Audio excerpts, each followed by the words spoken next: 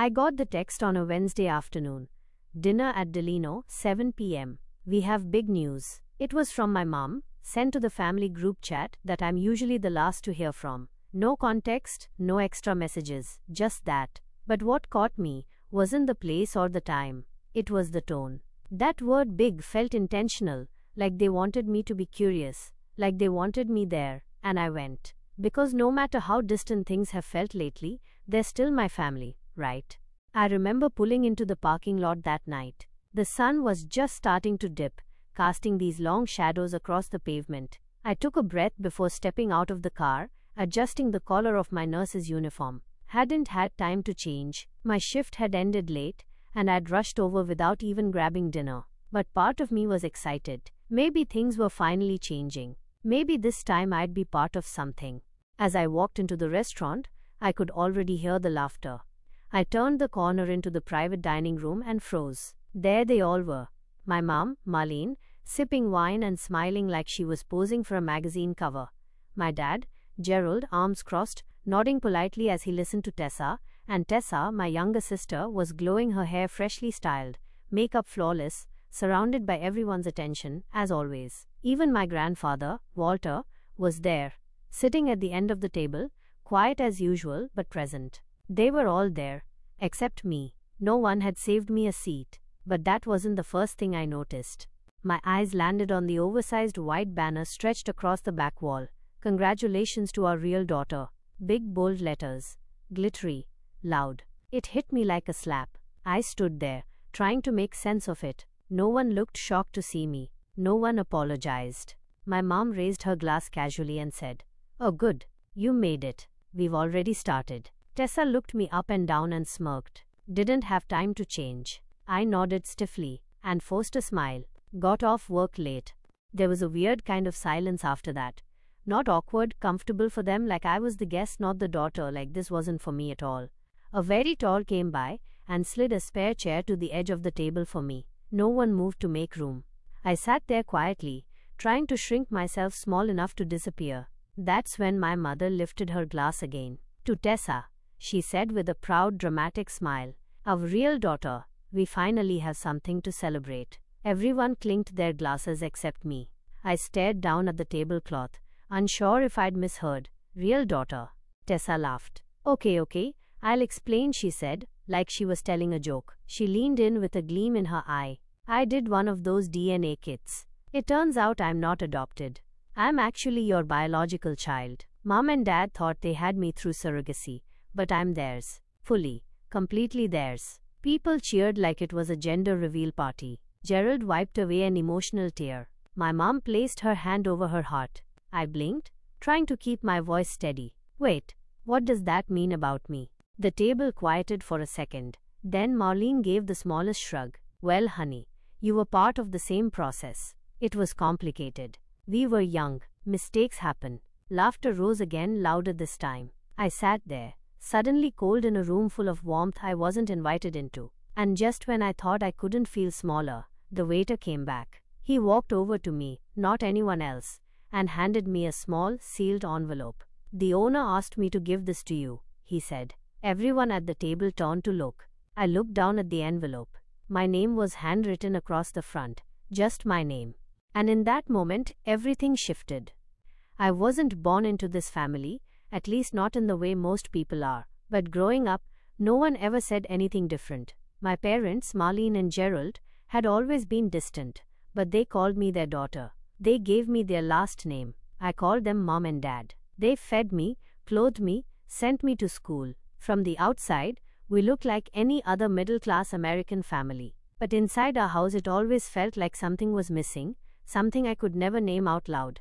Tessa, my younger sister, was everything they ever wanted. From the moment she could walk, she was the center of every conversation, every holiday, every picture frame on the wall. She was their golden girl, blonde curls, pageant smile, straight A's with half the effort. And me, I was the one who remembered to take out the trash, the one who sat in the back seat during vacation so Tessa could have the window, the one who always made her own birthday cake because Mom ran out of time. I don't remember the last time either of them told me they were proud of me. Not when I got into nursing school, not when I stayed up 36 hours during the COVID crisis, Not even when I paid off my student loans by working double shifts every weekend. But I didn't complain. I thought maybe that was just how families worked. Maybe love didn't always look like hugs or applause. Maybe being the responsible one meant you didn't get a spotlight.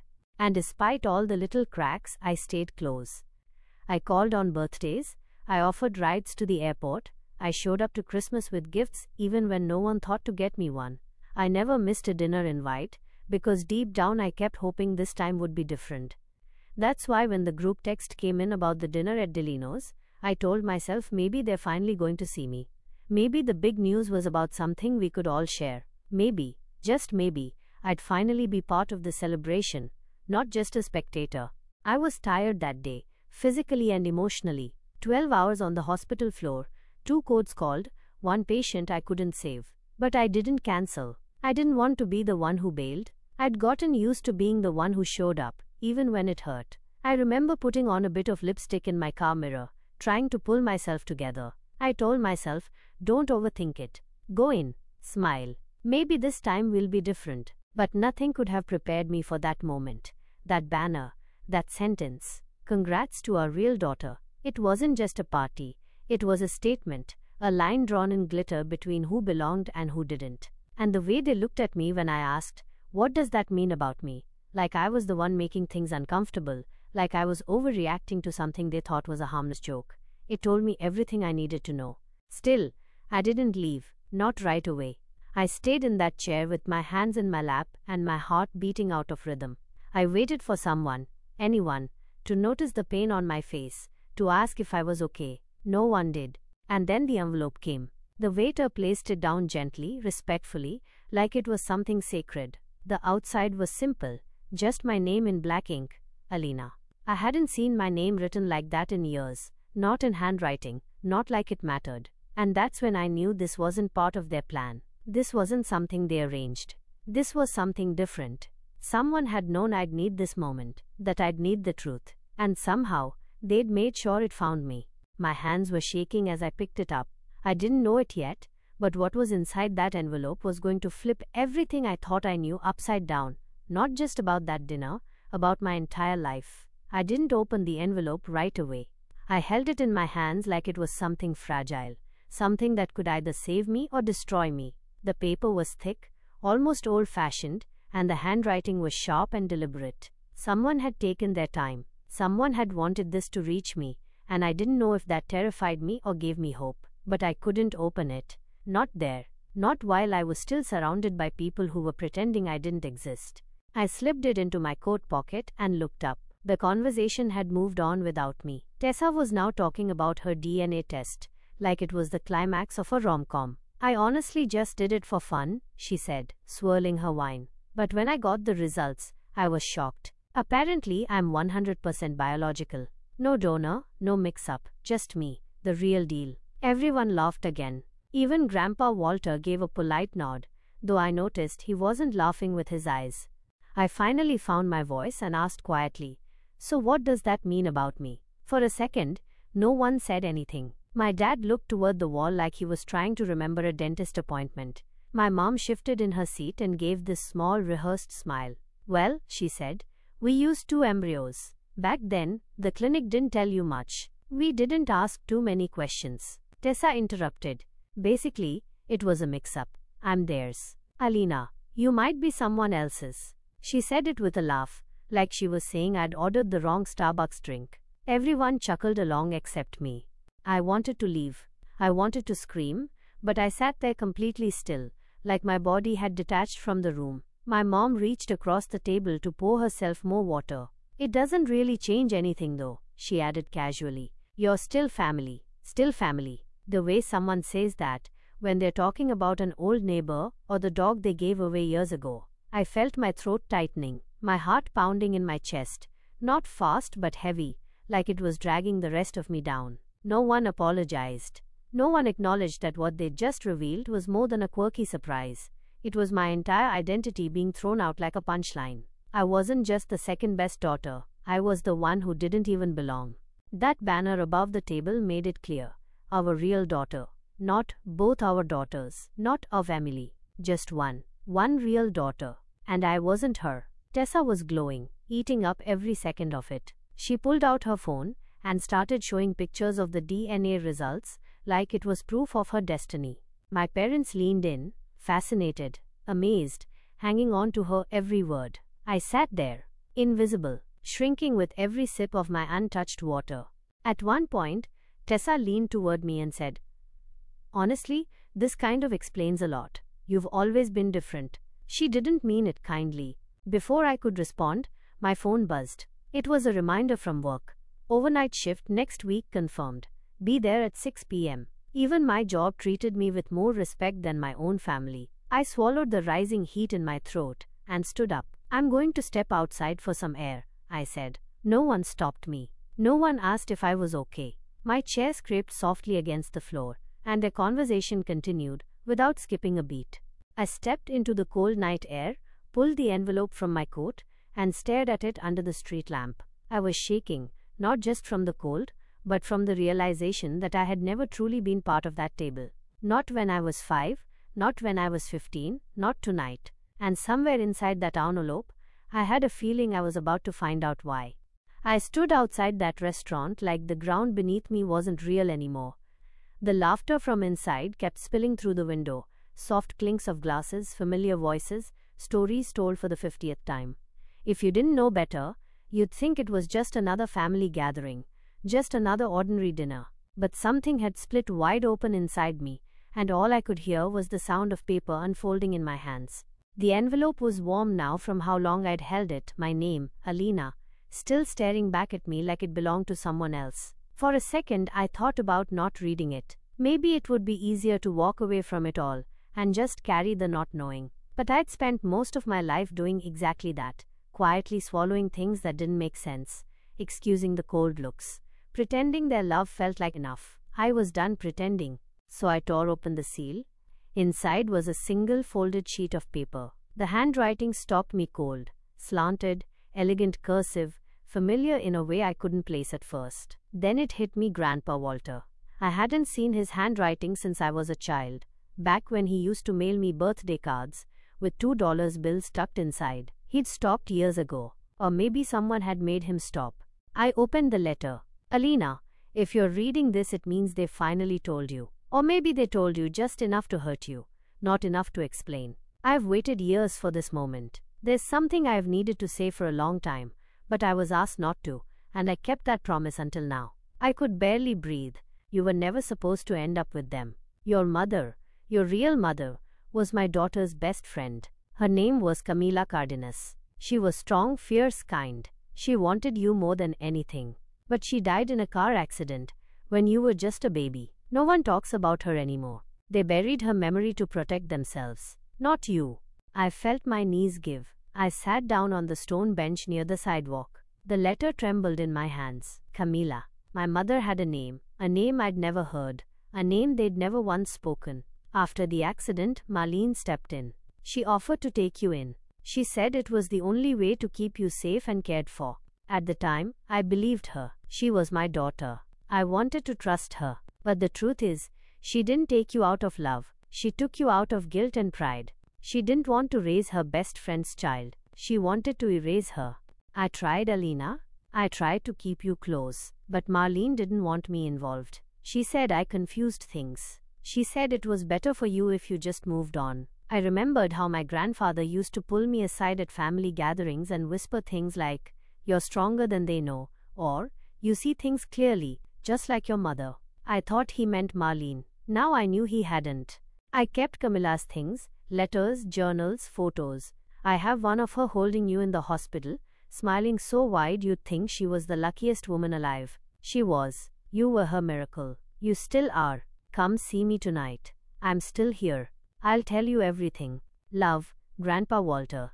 The letter slipped from my fingers, landing softly in my lap like it had delivered its final weight. My chest felt like it was caving in and expanding all at once. Every part of me that had been waiting to be chosen, to be included, to be seen, suddenly felt irrelevant. I didn't want to be seen by them anymore. I didn't need to be.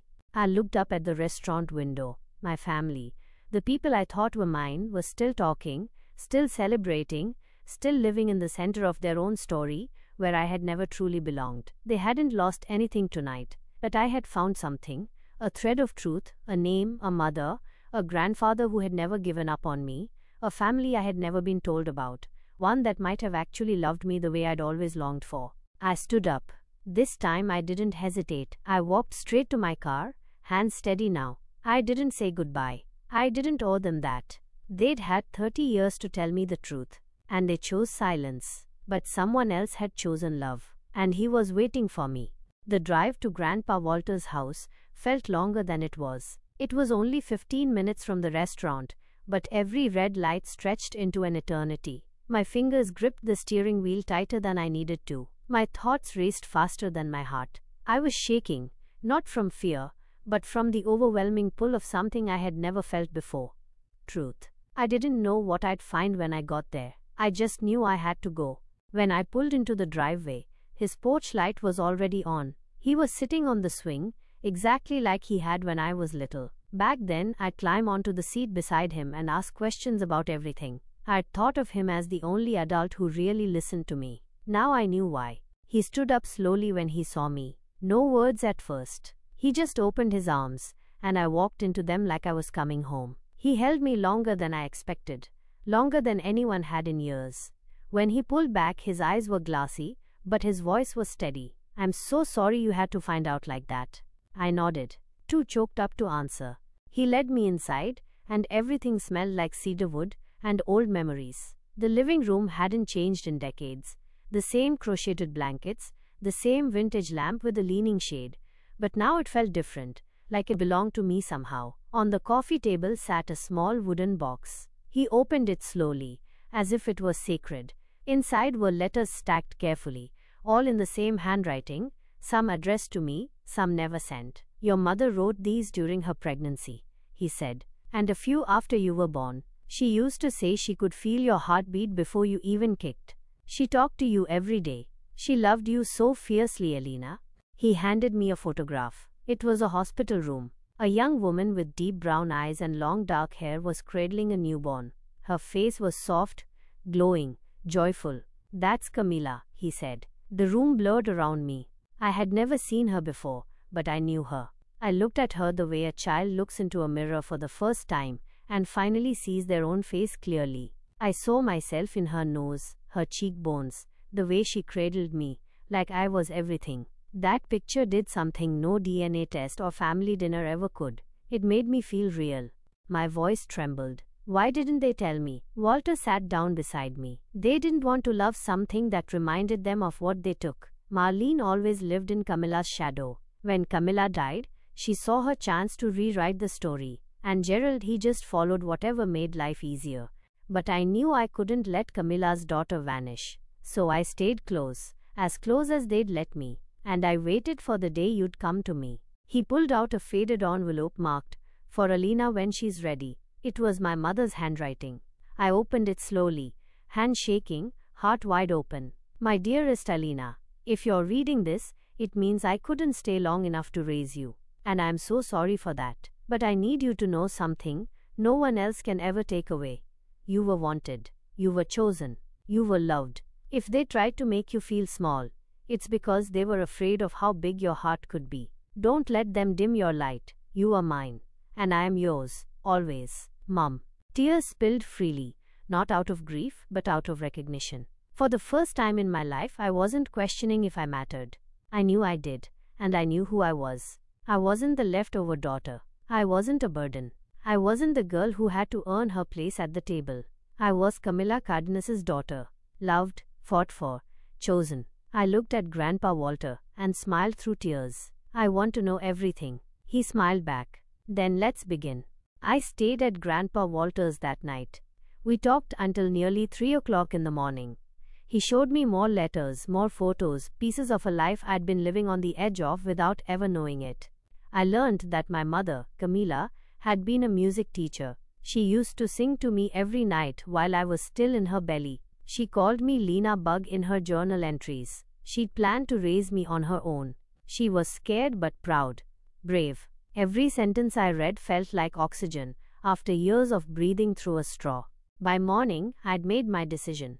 I wasn't going back to that house, not to Marlene's sideways smiles or Gerald's polite detachment, not to Tessa's mocking tone, not to that dining room table where love was served with conditions. I wasn't angry, not anymore. I was done waiting for them to change, done trying to fit into a space that was never built for me. Instead, I chose myself. A few days later, I filed a petition to legally change my name.